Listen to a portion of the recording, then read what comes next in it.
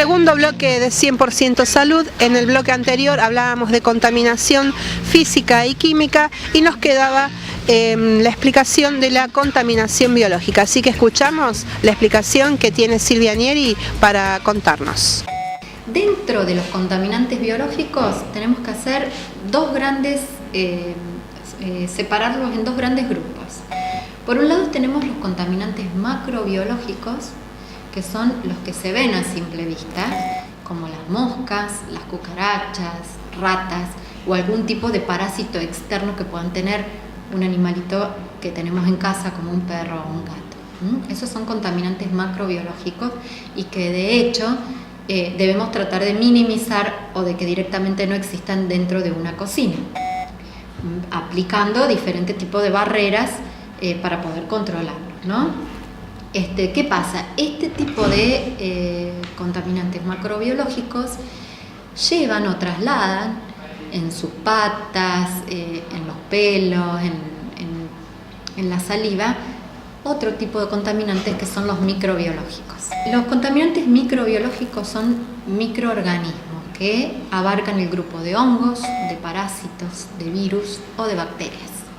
¿Sí? Ahí ya entramos en un campo que es bastante más amplio.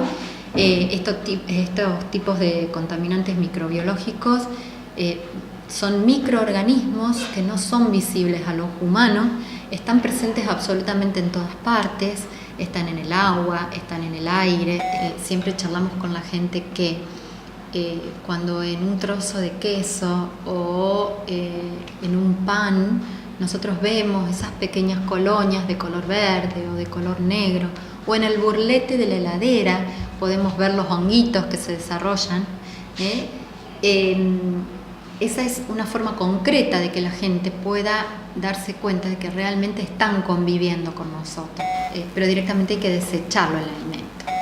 Pero después hay otro tipo de microorganismos, están aquellos que son alterantes o banales, que le llaman, que son aquellos que alteran las características organolépticas del alimento, alteran el color, alteran la textura, alteran el sabor o el olor, y hacen un modo de prevención que a nosotros nos llama la atención y no se consume ese alimento. Cuando un tomate ya exuda mucho líquido o cuando la carne tiene olor a bombado, uno ya se percata de la situación y no consume este alimento.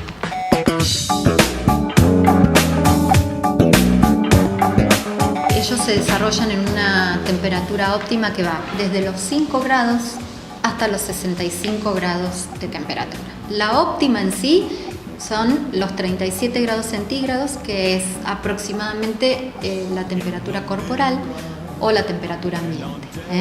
Entonces partimos de la base que desde los 5 grados centígrados, que todavía es temperatura de heladera, para que la gente sepa que dentro de la heladera siguen pululando los microorganismos, ¿sí? Hasta los 65 grados. ¿Por qué es tan importante que los alimentos que son altamente nutritivos o considerados alimentos de riesgo, que son los que nombré recién, no corten la cadena de frío y permanezcan en la heladera, para evitar que la temperatura se vaya acercando a los 35, 36 grados centígrados, que es la temperatura óptima para el desarrollo de ellos, cuando más actividad tienen. Entonces, cuanto más bajemos la temperatura, ellos empiezan a letargarse hasta los 5 grados centígrados. Por debajo de los 5 grados centígrados se aletargan inclusive a la temperatura del freezer. Se detienen, no hay crecimiento, pero no se mueren. Por eso, cuando nosotros descongelamos un alimento, ellos empiezan a tener actividad nuevamente.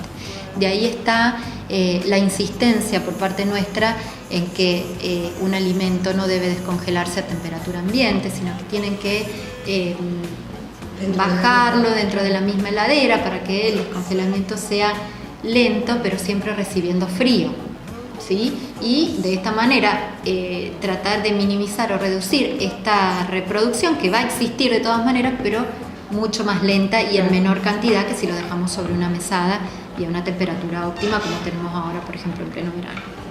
¿Qué pasa cuando es a la inversa? Cuando nosotros empezamos a subir con el tema de la temperatura, ellos empiezan a morir, ¿sí? Entonces, arriba de los 65 grados centígrados empiezan a morir. Eso nos va a garantizar a nosotros que el alimento no esté contaminado con un gran número de microorganismos. Pero ¿qué pasa en este punto? Hay ciertos microorganismos que son capaces de producir una toxina. La toxina es una sustancia química y la sustancia química no se elimina con la cocción. Hay un microorganismo que se llama estáfilo, que es flora normal de nuestra piel y de la mucosa de la nariz o que puede estar en el cabello, que es productor de toxina. Entonces, a lo mejor un mal hábito del elaborador o del ama de casa, que no se higienizó correctamente las manos antes de comenzar a elaborar,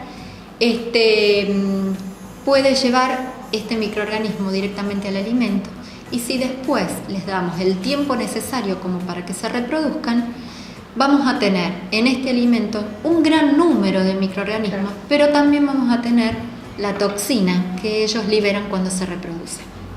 ¿Qué pasa? Si nosotros este alimento lo llevamos al horno y lo cocinamos durante 15, 20 minutos, 1 hora, vamos a eliminar el microorganismo, vamos a eliminar el bichito, pero no vamos a eliminar la toxina.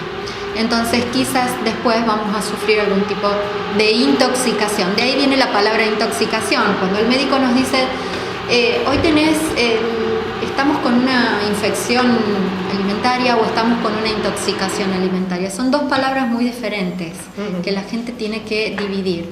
La infección alimentaria proviene del consumo de un alimento con un gran número de microorganismos capaces de producir una enfermedad. En cambio, la intoxicación se da por el consumo de un alimento con toxina producida por un microorganismo, ya sea por una bacteria, por un hongo. La infección generalmente viene acompañada de fiebre y diarrea, ¿sí? La intoxicación, en cambio, viene acompañada de dolores muy fuertes de cabeza, vómitos. A veces se dan los dos. A veces se da una toxoinfección alimentaria que está causada por el consumo de un alimento con un alto número de microorganismos que también fue capaz de generar toxina. Es el caso común del bendito sanguchito de miga, que la gente dice, sí, pero comió un sanguchito de miga. ¿Qué pasa? El sanguchito de miga es un alimento de alto riesgo, porque tiene manipulación, porque tiene agregado de mayonesas o de crema, porque tiene fiambre, queso, puede tener verduras. Y si hubo algún tipo de error en esa manipulación, en el armado, si no recibió